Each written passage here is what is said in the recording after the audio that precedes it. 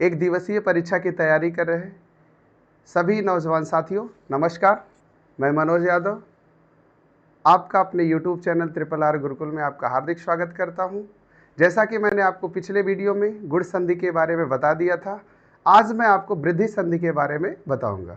तो आइए देखते हैं कि वृद्धि संधि किसे कहते हैं। जैसे आपसे पूछे कि वृद्धि संधि किसे कहेंगे, तो आप साधारण भाषा में बोलिएगा, बहुत ज़्यादा आपको नहीं बताना है।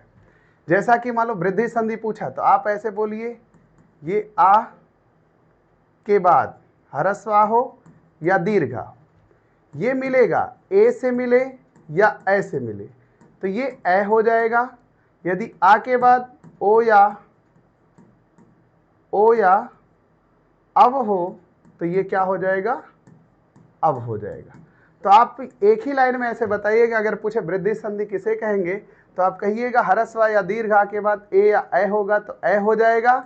यदि ओ या अब होगा तो क्या हो जाएगा, अब हो जाएगा। जैसा कि मैं आपके सामने शब्द लिख रहा हूं, जैसे हमने लिख दिया एक और धन एक लिख दिया, तो आप यहां देख रहे हैं आ आया है, का में आ की मात्रा लगा है और प्लस क्या हो रहा है ए, और आ ए मिलके ये ए हो जाएगा। तो आपने एक ऐसे लिखा, आ प्लस ए मिलके ए हुआ, हमने ए की मात्रा लगाया और जो बचा था का उसको हमने ऐसे पीछे लिख दिया।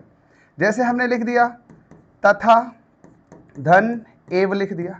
तो यहाँ देखो अब हमें दीर्घा दिख रहा है लेकिन ए है, हमने बताया कि दीर्घा हो उसके बाद चाहे ए या ए होगा तब भी वो ए ही होगा।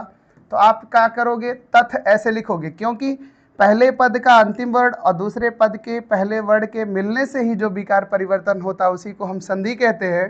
तो ये आ प्लस ए मिलके क्या बनाएगा, ए बनाएगा। आ प्लस ए मिलेगा तो क्या बनेगा, ए।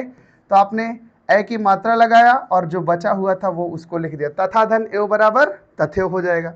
जैसे हमने लिख दिया सदा और धन एव लिख दिया, तो आप यहां देख रहे हो दीर्घ आ रहा है फिर ए आ रहा है और आ ए मिलेगा ए होगा। तो आप क्या करोगे, सद लिख दिया और आ ए मिलके ए बनाया, तो ये क्या हो गया, सदैव हो गया। जैसे हमने लिख दिया धन धन ऐश्वर्य लिख दिया, अब यहां जो है आ के बाद ए आ रहा है तब भी क्या होगा, ये ए ही होगा। आपने ऐसे धन लिख दिया और आ और ए मिलके ए की मात्रा लगाया और जो पूरा बचा हुआ है उसको हम ऐसे लिख देंगे। अगर हमने ऐसे लिख दिया रमा धन ऐश्वर्य लिख दिया, अब यहां देखो दीर्घ आ रहा है लेकिन आ के बाद यदि ए या ए होगा तब भी वो क्या बनाएगा, ए ही बनाएगा। इस नाते आप ऐसे रम शब्द लिखोगे और पहले पद का अंतिम वर्ण और दूसरे पद के पहले वर्ण के मिलने से जो विकार परिवर्तन होता है हमने बताया है उसी को संधि कहते हैं। तो यहाँ आ प्लस ए मिलेगा तो क्या होगा, ए। तो आपने माँ पे ए की मात्रा लगाया और जो पूरा बचा हुआ रहेगा आप उसको वैसे क्या करोगे, लिख दोगे। अब आ प्लस ए की हमने बात कर ली, अब हम बात करते हैं आ प्लस ओ की। जैसे हमने लिख दिया महाधन उदय लिख दिया, अब देखो यहां दीर्घ आया है और उसके बाद क्या आ रहा है, ऊ आ रहा है। तो यदि आ के बाद ऊ आएगा तो क्या होगा, ओ होगा। तो आप क्या करोगे, ऐसे मह लिखे और आ प्लस ऊ मिलके ओ हुआ, ओ की मात्रा लगाया, जो बचा हुआ था उसको आपने लिख दिया। अरे सॉरी, ये तो गुण संधि का हो गया, हमें आ के बाद ओ लाना है। जैसे हमने लिख दिया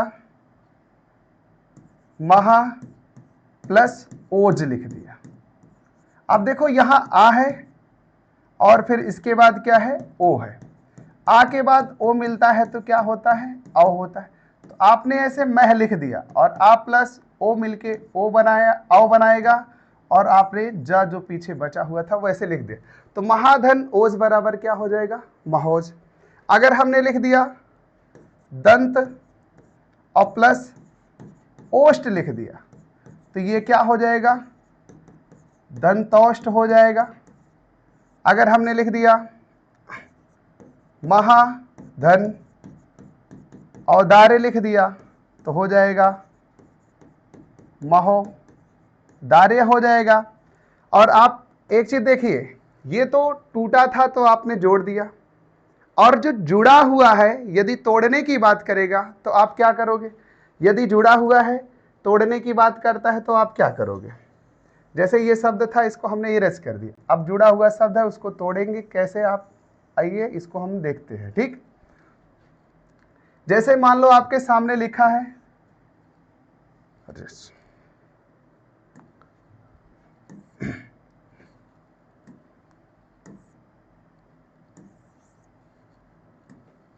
जैसे यहां लिखा था महौज,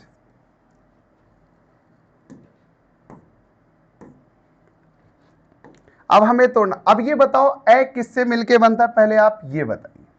अगर ऊपर आपको ए की मात्रा दिखा है तो संधि जो होता है बीच से ही टूटेगा, ना कि शुरू से, ना कि पीछे से टूटेगा, संधि बीच से ही टूटेगा। तो बताइए ए जो बना है वो किससे मिलके बना है? तो आप बताएंगे कि ए जो बनता है आ प्लस ए से मिलके बनता है, चाहे हरस्वा होगा या दीर्घा होगा, उसके बाद चाहे ए होगा चाहे ए होगा, तभी वो ए बना है। अब ए दिखा तो आप इसको क्या करोगे, ऐसे एक किए तो आपको सार्थक शब्द मिल गया एक, यहाँ आ की मात्रा लग गया और धन क्या कर दिए, एक कर दिए। तो एक धन एक बराबर क्या हो जाएगा, एक एक, क्योंकि यहाँ हमें आ दिखा और ए दिखा और आ ए मिलके ए हो जाएगा। जैसे हमने यहाँ देखा लिखा है तथ्यो, तो आप इसको क्या करोगे, तथ, कोई सार्थक शब्द तो होता नहीं है, इस नाते आप क्या करोगे, तथा, और धन क्या करोगे, एव हो जाएगा। जैसे सदैव लिखा है तो आप क्या करोगे, सद तो कोई सार्थक शब्द नहीं होता, सदा होता है, और सदा धन क्या करोगे, एव कर दोगे, तो क्या हो जाएगा, सदा धन एव बराबर क्या हो जाएगा, सदैव हो जाएगा। जैसे यहाँ धनेश्वर लिखा, ए तो लिखा है लेकिन अब ए किससे मिलके बना है, आ प्लस ए से ही, तो यहाँ आप क्या करोगे, धन सार्थक शब्द हो गया, धना तो सार्थक शब्द यहाँ बनेगा नहीं, और धन ऐश्वर्य नहीं होगा, वो ऐश्वर्य होगा, क्या होगा, धन धन ऐश्वर्य बराबर क्या हो जाएगा, धनेश्वर। अगर आप यहाँ ए करोगे तो ऐश्वर होता है, ऐश्वर्य का कोई सार्थक अर्थ नहीं होता है, इस नाते उसको हम क्या करेंगे, ऐश्वर्य कर देंगे। जैसे हमने रमेश्वर लिखा है तो आप रम करोगे, सार्थक शब्द रमा होता है, और धन क्या करोगे, ऐश्वर्य कर दोगे, तो क्या हो जाएगा, रमेश्वर हो जाएगा। जैसे हमने लिखा महौज, तो यहाँ क्या करोगे, महा, और धन क्या करोगे, ओज करोगे। अब लेकिन ये चीज बताओ, औ लिखा है तो ये औ किससे मिलके बना होगा, औ जो बना है आ प्लस ओ से ही मिलके बना होगा, वो हरस्वा हो या दीर्घा हो, वो शब्द के प्रवृत्ति पर निर्भर करेगा, शब्द की सार्थकता पर निर्भर करेगा, ना कि आप आ हरस्वा के जगह दीर्घा कर दो और कहो कि हमने आ प्लस ओ में तोड़ दिया है तो ये विच्छेद इसका सही होगा, वो आपका विच्छेद गलत होगा, क्योंकि आपने सार्थक शब्दों में नहीं तोड़ा है। और जो संधि विच्छेद होता है वो संधि युक्त शब्दों को सार्थक पदों में ही तोड़ा जाता है। तो यहाँ आपने लिखा महाधन ओज, अब ये दंतौष्ट लिखा है तो इसको आप क्या करोगे, दंत करोगे, और धन क्या करोगे, ओष्ट कर दोगे। अब कोई सोचे कि यहाँ आ प्लस ओ के बाद आ प्लस ओ मिलता है तो अ ही होता है, ये तो सही है, लेकिन यहाँ आपने बड़ा लगाया, यहाँ आप कह रहे हो कि हरस्वा या छोटा लगा रहे हो, क्यों, क्योंकि दंत सार्थक है, आप दंता करते तो इसका कोई सार्थक शब्द नहीं बनता। अगर मान लो हमने महोदार्य लिखा है तो आप इसको क्या करोगे, महा, और धन क्या करोगे, औदार्य कर दोगे, तो ये आ प्लस औ मिलेगा तब भी क्या होगा, अव होगा। तो टूटा हुआ था हमने आपको जोड़ना सिखाया, जुड़ा हुआ था हमने आपको तोड़ना सिखाया। अब अगर आपसे वृद्धि संधि की पहचान पूछता है तो आप समझ लीजिए वृद्धि संधि का एक ही पहचान है, जब तक आपको ऊपर दो मात्रा नहीं दिखेगा, चाहे ए हो या अब हो, तब तक वृद्धि संधि नहीं हो सकता।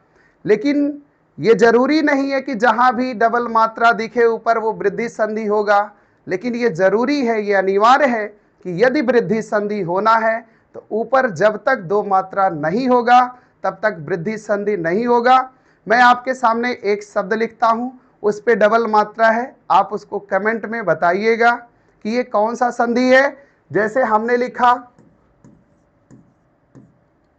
गुर्वदार्य, अब यह आप कहोगे कि इस पे भी डबल मात्रा दिख रहा है और ये गुण, ये वृद्धि संधि होगा, लेकिन ये वृद्धि संधि नहीं है। आप इसको कमेंट बॉक्स में बताइएगा कि ये कौन सा संधि है। लेकिन यदि आपसे वृद्धि संधि का पूछेगा तो आप देखिएगा कि जब तक ऊपर ये जो डबल डबल मात्रा आपको दिख रहा है, ये जब तक डबल मात्रा नहीं दिखेगा तब तक वो वृद्धि संधि कभी संभव हो ही नहीं सकता। लेकिन ये जरूरी नहीं है कि जहां जहां आपको डबल मात्रा ऊपर दिखेगा वृद्धि संधि होगा। तो जैसे कि हमने आपके सामने यहाँ डबल मात्रा का ऊपर लिखा है, आप इसको कमेंट में बताइएगा कि कौन सा संधि है। फिर मिलते हैं अगले वीडियो में। धन्यवाद, नमस्कार।